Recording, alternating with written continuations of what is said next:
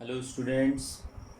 आज हम बात करने वाले हैं लाइफ प्रोसेस के next part, that is respiration in animals, या अगर हम बोलें तो ब्रीदिंग प्रोसेस के बारे में हम डिस्कस करने वाले हैं। अगर हम बात करें ब्रीदिंग क्या है, ब्रीदिंग एक फिज़िकल प्रोसेस है और जिसमें कि फ्रेश एयर को इनटेक किया जाता है और फाउल एयर को जो है वो आउट किया जाता है। So this is called breathing.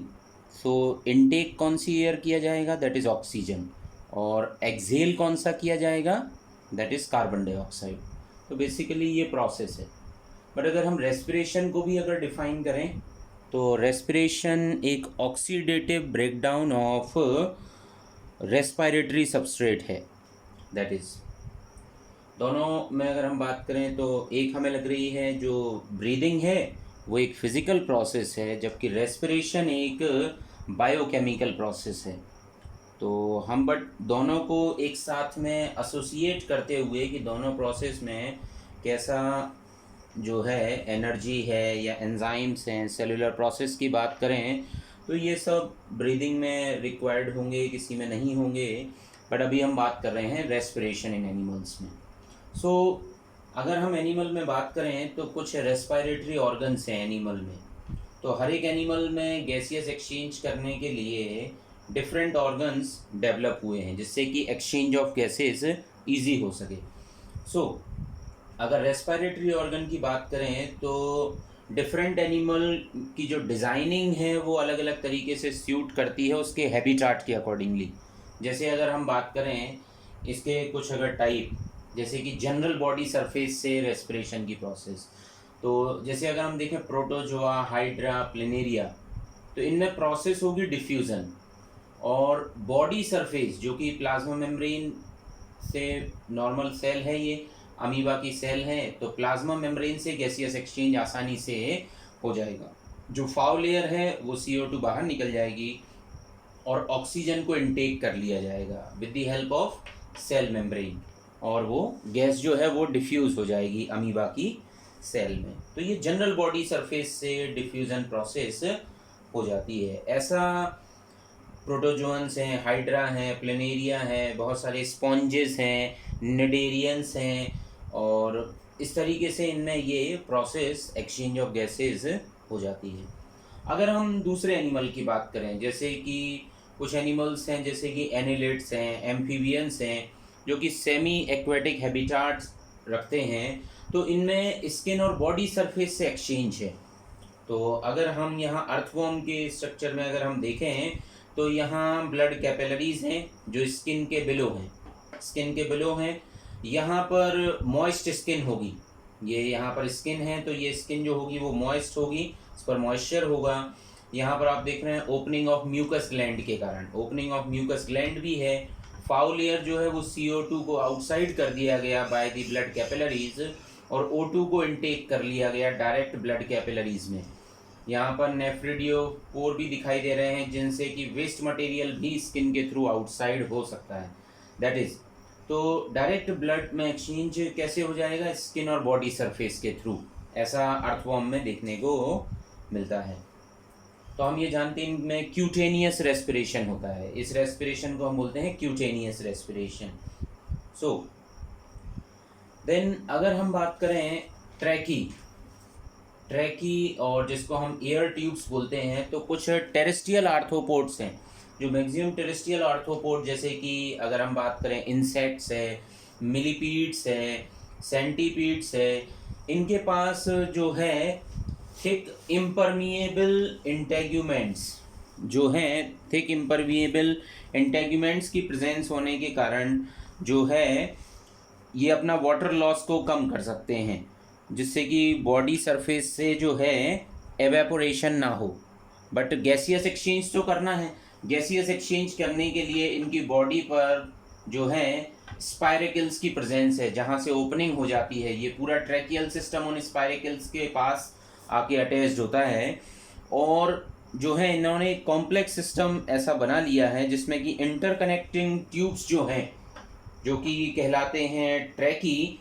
ये ट्रैकी जो है वो एकदम ट्रैकियल रेस्पिरेशन करने के लिए सूटेड हो चुके हैं, जो कि स्पायरेकल्स के पास में आके गैसियस एक्सचेंज बड़े आसानी से यहाँ पर परफॉर्म हो जाता है, जैसे कि कॉकरोच में।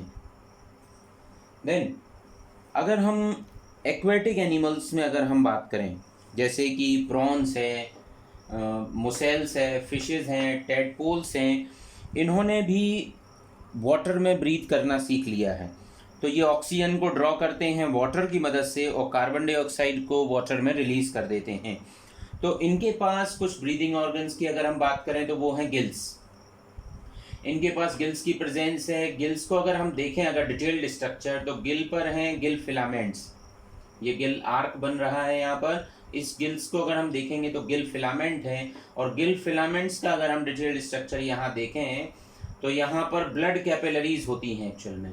तो एफरेंट आर्टरी दिख रही है, इफरेंट आर्टरी है, और गिल लेमेली दिखाई दे रहे हैं। तो इनसे गैसियस एक्सचेंज डायरेक्ट हो जाता है, एफरेंट एंड इफरेंट।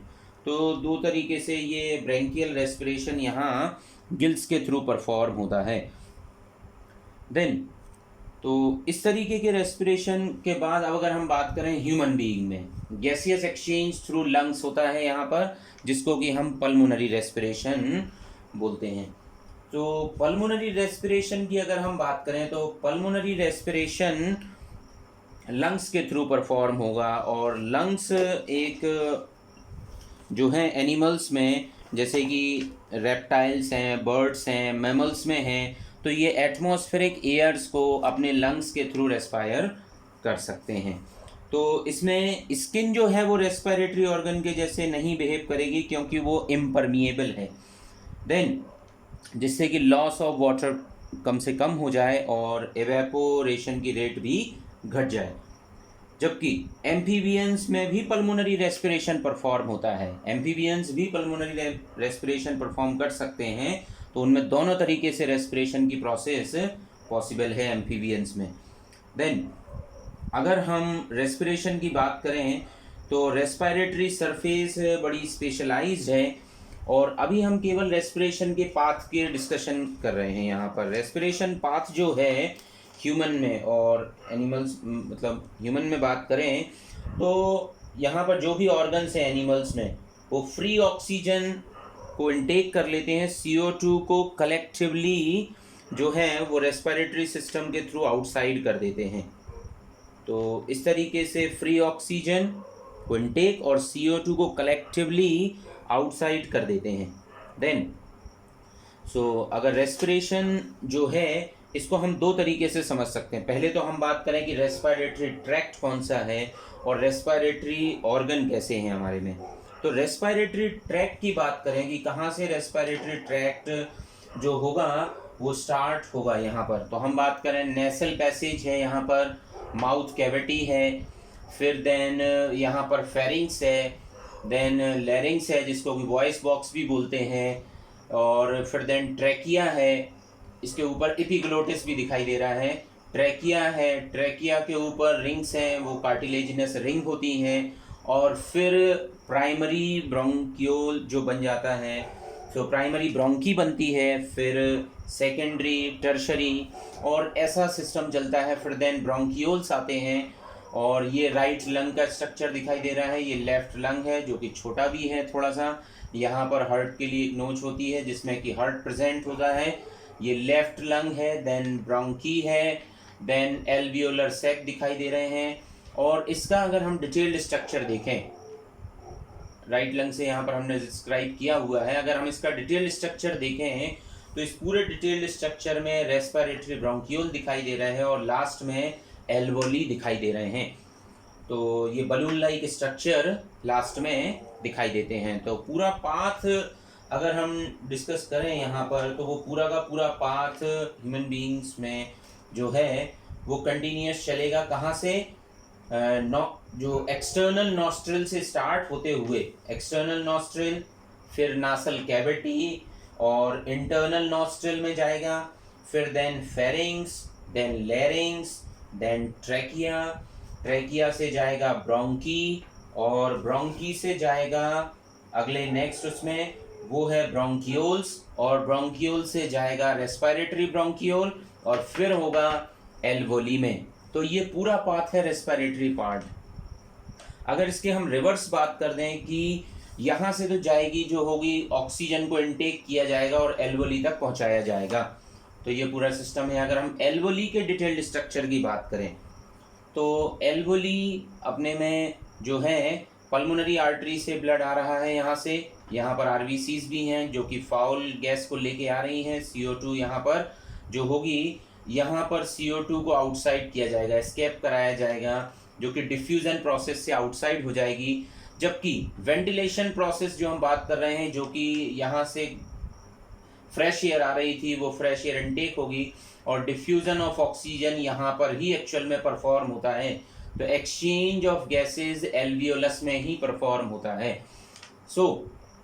ये जो ब्लड यहाँ से जो फ्रेश ब्लड होगा जिसमें कि ऑक्सीजन इनटेक कर लिया गया है, वो पल्मोनरी वेन्स में पहुँच जाएगा। इसको ईजी बनाने के लिए जो है यहाँ पर एपिथेलियम की लाइनिंग होती है एल्वियोलस में और सर्फेक्टेंट्स की लेयर भी होती है। तो ये फिल्म हो जाती है सर्फेक्टेंट्स की, जिससे कि गैसियस एक्सचेंज बड़ा इजी हो जाता है और ये कैपिलरीज में गैस जो है वो ब्लड के में प्रेजेंट हीमोग्लोबिन की मदद से एक्सचेंज होना इजी हो जाता है। So this is exchange of gases in alveolus. Then अगर हम एक एक अगर पार्ट को स्टडी करें यहाँ पर पूरे रेस्पिरेटरी ट्रैक्ट में, सो सबसे पहले अगर हम बात करें नोज़, तो वहाँ पर नॉस्ट्रल्स हैं, वहाँ पर हेयर्स हैं, वहाँ पर म्यूकस की प्रेजेंस है जो कि डस्ट को फिल्टर कर देती है और केवल अलाउ करती है और स्मॉल पार्टिकल्स को भी आउटसाइड कर देती है। तो नोज़ जो है वो ब्रीदिंग में एक इम्पॉर्टेंट रोल प्ले करती है। देन सबसे पहला जो है फिल्ट्रेशन ऑफ एयर नोज़ में प्रेजेंट हेयर्स के थ्रू हो जाता है और ये ही जो है गैसेस को एंट्री कराती है लंग्स के डायरेक्शन में।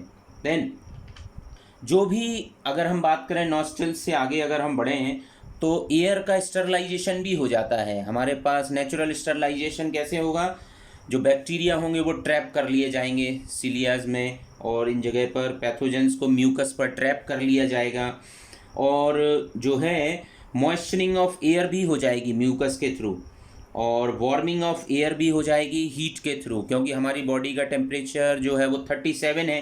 तो जो भी एयर यहाँ से ट्रैवल होगी लंग्स तक पहुँचेगी, एल्वोली तक पहुँचेगी, वो एक्चुअल में हमारे टेम्परेचर के अकॉर्डिंगली भी हो जाएगी वो गैस। तो आसानी से गैसियस एक्सचेंज और सही वे में यहाँ पर गैसियस एक्सचेंज परफॉर्म होगा। देन अगर हम बात करें फेरिंग्स की, तो नोज़ जो है वो ओपन्स हो जाती है फेरिंग्स में और ये 2 ट्यूब्स में डिवाइड हो जाता है। एक बन जाता है लैरिंग्स और दूसरा बन जाता है ईसोफेगस, जो कि थ्रू दी ग्लोटिस से और गुलेट रिस्पेक्टिवली। जो लैरिंग्स हैं वो ग्लोटिस में और ईसोफेगस जो है वो गुलेट में जो है उसके थ्रू ये 2 ट्यूब सेपरेट हो जाती हैं। जो ग्लोटिस है वो गार्ड करता है जो फ्लैप लाइक स्ट्रक्चर एपिग्लोटिस के लिए। देन मतलब एपिग्लोटिस इस ग्लोटिस के लिए गार्ड कर देता है। सो जो कुछ भी चीज़ों को यहाँ पर अलाउ नहीं करने देता है एयर के अलावा लैरिंग्स में। सो फेरिंग्स जो है वो एक कॉमन पाथ बन जाता है एयर का और फूड का। ये बात आपको समझनी चाहिए। फेरिंग्स जो है क्योंकि यहीं से ईसोफेगस भी बाइफरकेट हो रही है और यहीं से लैरिंग्स भी होंगे। सो इस तरीके से ये फेरिंग्स जो है वो कॉमन पाथ बन जाता है एयर का और फूड का। देन अगर हम लैरिंग्स की बात करें तो लैरिंग्स जो है वो वॉइस बॉक्स बन जाता है। ये एक स्वेलन पार्ट होता है, इसको हम विंड पाइप भी बोलते हैं। ये पार्ट ऑफ ट्रैकिया भी है, जो कि मेल में अगर बात किया जाए तो मेल में ये ज़्यादा प्रोमिनेंट होता है फीमेल के कंपैरिजन में, जिसको कि हम एडम्स एप्पल भी बोलते हैं। देन अगर हम लैरिंग्स में बात करें तो ये पार्ट ऑफ वोकल कॉर्ड भी है, यहीं पर साउंड का प्रोडक्शन भी होता है यहीं पर, इसलिए हम इसको वॉइस बॉक्स भी बोलते हैं। देन यहाँ पर अगर हम बात करें तो जो लैरिंग्स वो अपवर्ड डायरेक्शन में मूव करते हैं, जिससे ग्लोटिस ओपन होता है और ग्लोटिस क्लोजनिंग भी होती है। इस वजह से फूड जो है वो इस सेक्शन में नहीं आता है। Then next part is trachea. Trachea में बात करें तो ये विंड पाइप भी कहलाता है। ये लॉन्ग होता है, नैरो ट्यूब है और वाइटिश ट्यूब होती है ये, जो कि नेक रीजन तक एक्सटेंडेड होती है। और अगर हम बात करें इसी ट्रैकिया की मदद से ही लास्ट में प्राइमरी ब्रोंकी बाइफरकेट होती हैं। तो यहाँ पर दोनों में प्राइमरी ब्रोंकी जो कि एक राइट लंग में जाएगी और दूसरी यहाँ पर लेफ्ट लंग में ट्रेवल करेगी। देन इसके ऊपर शी शेप्ड कार्टिलेजिनस रिंग होती हैं। देन ये सपोर्ट करती हैं इसको, जिससे कि ये हमारे पूरे रेस्पिरेटरी ट्रैक्ट को जो है कोलैप्स होने से भी बचाती हैं। देन प्राइमरी ब्रोंकी ये ट्यूब्यूलर स्ट्रक्चर होते हैं। ये फिर अगेन बाइफरकेट हो जाते हैं, जो कि ट्रैकिया से बाइफरकेट होके आए हुए हैं। ये भी कार्टिलेजिनस रिंग से सपोर्टेड होते हैं।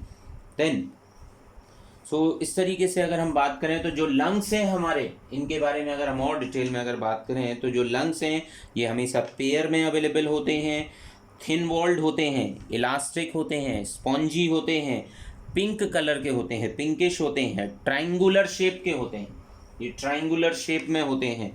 और अगर बात करें तो ये लेफ़्ट और राइट लंग में डिफ्रेंशिएटेड होते हैं। इस पूरी कैविटी को, जहाँ पर लंग्स प्रेजेंट होते हैं, इस कैविटी को हम थोरेसिक कैविटी बोलते हैं। देन इसको थोरेसिक केज से प्रोटेक्ट किया जाता है और यहाँ पर डबल वॉल्ड, लंग्स को प्रोटेक्ट करने के लिए डबल वॉल्ड प्लूरल शैक की प्रेजेंस होती है और इसके अंदर भरा होता है प्लूरल फ्लूइड। देन तो जो लंग्स हैं ये जो प्लूरल फ्लूइड है ये इसको इंजरी और शॉक से बचाता है। बाकी जो यहाँ पर है ये लुब्रिकेट भी करता है लंग्स को, इनके एक्सपांशन और रिलैक्सेशन में भी ये प्लूरल फ्लूइड जो है वो हेल्पफुल होता है और ये प्रॉपर मॉइस्चरिंग भी बनाए रखता है लंग्स में। देन लंग्स के जो है वो जो है अपर पॉइंटेड साइड जो कहलाती है, दैट इज़ कॉल्ड एपेक्स, इसको हम बोलते हैं एपेक्स बोलते हैं। और जो है लंग्स में अगर हम बात करें तो जो लेफ्ट लंग होता है वो दो पार्ट में डिवाइडेड होता है, जिसको हम बोल देते हैं फरो। तो यहाँ पर एक बड़ा सेक्शन हो गया, एक छोटा सेक्शन। तो जो लेफ्ट लंग होता है वो दो पार्ट में डिवाइडेड लगता है, देन जिसको हम बोलते हैं फरो, वो दो पार्ट में डिफ्रेंशिएटेड है। और जबकि अगर हम राइट लंग की बात करें तो वो तीन फरो में जो है वो डिवाइडेड होता है। देन अगर हम बात करें पूरी जो है फिजियोलॉजी की, अगर हम यहाँ बात करें तो फिजियोलॉजिकल रेस्पिरेशन में जो है सबसे पहले ब्रीदिंग किया जाएगा। ब्रीदिंग के बाद होगा एक्सटर्नल रेस्पिरेशन, फिर होगा इंटरनल रेस्पिरेशन, फिर होगा सेलुलर रेस्पिरेशन। इन तीनों पार्ट के बारे में हम डिस्कशन बाद में करेंगे। तो एक्सटर्नल रेस्पिरेशन की तो बात हो गया यहाँ पर, जो भी फ्रेश एयर है वो एल्वली से कैपिलरीज तक, आरबीसीज के पास तक रीच कर चुका है और फाउल एयर जो है वो भी एल्वली तक रीच कर चुका है। बट अभी हमें सेलुलर रेस्पिरेशन की बात करनी है, टिश्यू रेस्पिरेशन की बात करनी है, इसको हम नेक्स्ट वीडियो लेक्चर में बात करेंगे। बट अभी एक पार्ट और, जो यहाँ पर अगर हम बात करें तो जो इंस्पायरेशन और एक्सपायरेशन की जो प्रोसेस है, जो इनहेलेशन और एक्सहेलेशन की प्रोसेस है, जो अगर हम इसमें बात करें तो इंस्पायरेशन जो है वो एक्चुअल में मूवमेंट ऑफ फ्रेश एयर। अगर हम इसको यहाँ पर देखें तो इंस्पायरेशन की प्रोसेस में जो डायफ्राम है वो डाउन जाता है और रिब्स जो होती हैं वो अपवर्ड जाती हैं, मूव करती हैं। तो रिब्स जो है वो अप हो जाएंगी और लंग्स का एरिया जो है वो, ये जो एरिया है वो बढ़ जाएगा। देन इसमें अगर हम बात करें तो ड्यूरिंग इंस्पिरेशन जो है वॉल्यूम ऑफ थोरेसिक कैविटी जो होगा वो इंक्रीज होगा। इसको बड़े स्ट्रक्चर से रिप्रेजेंट किया गया है, तो ये एरिया जो है वो इंक्रीज होगा। और ये जो है अगर मूवमेंट की बात करें तो यहाँ पर क्या क्या मूव कर रहा होगा, हमारी स्टर्नम मूव कर रही होगी, रिब्स मूव कर रही होंगी, जो आउटसाइड रिप्रेजेंट किया गया है ये रिब्स हैं, रिब्स मूव करेंगी और डायफ्राम में चेंज होगा। ये तीनों के मूवमेंट से होगी ये प्रोसेस। फिर अगर हम इसमें बात करें तो स्टर्नम और रिब्स मूव करेंगी अपवर्ड, फॉरवर्ड एंड आउटवर्ड्स, ये तीन तरीके से यहाँ पर मूवमेंट्स होंगे। देन अगर हम बात करें जो है यहाँ पर इसमें अगर हम बोलें तो इसमें एक्सपांशन हो रहा है इंस्पायरेशन की प्रोसेस में। थोरेसिक कैविटी जो है उसका एक्सपांशन हो रहा है, लंग्स भी एक्सपांड हो रहे हैं। देन इससे लंग्स में जो होगा वो प्रेशर जो होगा इनसाइड वो भी इंक्रीज द वॉल्यूम होगा, तो लंग्स के अंदर एयर का ज़्यादा प्रेजेंस होगी। सो इस तरीके से गैसियस एक्सचेंज करने में इजी हो जाता है, और जो बाहर एटमॉस्फेरिक प्रेशर है वैसा ही ऑलमोस्ट सिमिलर प्रेशर लंग्स के अंदर बनाया जाएगा, जिससे कि गैसियस एक्सचेंज जो है बड़ा आसान हो जाए। यहाँ पर प्रेशर की बात चल रही है। देन अगर हम एक दूसरी प्रोसेस इसमें जो होगा पूरी की पूरी इंस्पायरेशन की प्रोसेस में, यहाँ पर exchange of O2 and CO2 intake होगा, तो जो O2 होगी वो एल्वोली से ब्लड में चली जाएगी, और जो फाउ लेयर है वो एल्वोली से होते हुए जो है वो एल्वोली तक रीच करेगी। बट अभी हम एक्सपायरेशन की बात करें तो एल्वोली तक तो एयर आ जाएगी पूरी की पूरी। एक्सपायरेशन जिसको हम एक्सेलेशन भी बोलते हैं, तो यहाँ पर फाउ लेयर जो है वो जो लंग से आउटसाइड जाना है, यहाँ पर इंस्पायरेशन में है वो फ्रेश एयर को इनटेक करना है। एक्सपायरेशन में जो फाउ लेयर है उसको लंग्स से आउटसाइड जाना है, एक्सेलेशन कराना है। तो एक्सपायरेशन में बात करें तो थोरेसिक कैविटी जो है वो डिक्रीज हो जाएगी। फिगर में आपको समझ में आ रहा होगा, रिब्स जो हैं वो डाउनवर्ड हो जाएंगी, एयर पुश्ड आउट हो जाएगी, यहाँ एयर ड्रॉन इन हो रही है, और डायफ्राम जो है वो अप हो जाएगा। तो जो कैविटी है, जो थोरेसिक कैविटी है, उसका सेक्शन थोड़ा सा कम हो जाएगा। देन यहाँ पर क्या होगा, रिब्स और स्टर्नम जो है उनकी अपवर्ड बल्जिंग होगी और डायफ्राम की। तो इस तरीके से जो है जो फाउ लेयर थी वो आउटसाइड चली जाएगी। तो अगर हम बात करें पूरी ब्रीदिंग में, अगर हम बात करें तो एक जो हेल्दी पर्सन होता है वो ब्रीथ करता है 12 to 14 टाइम्स पर मिनट। रेस्ट कंडीशन की बात कर रहे हैं हम, तो इस तरीके से प्रोसेस ये होती है। बट अभी हमें इसमें जो बात करनी है वो सेल्यूलर रेस्पिरेशन की बात करनी है, टिश्यू रेस्पिरेशन की बात करनी है, जो टिश्यू लेवल पर होगी। इसको हम नेक्स्ट लेक्चर में बात करेंगे। Thank you.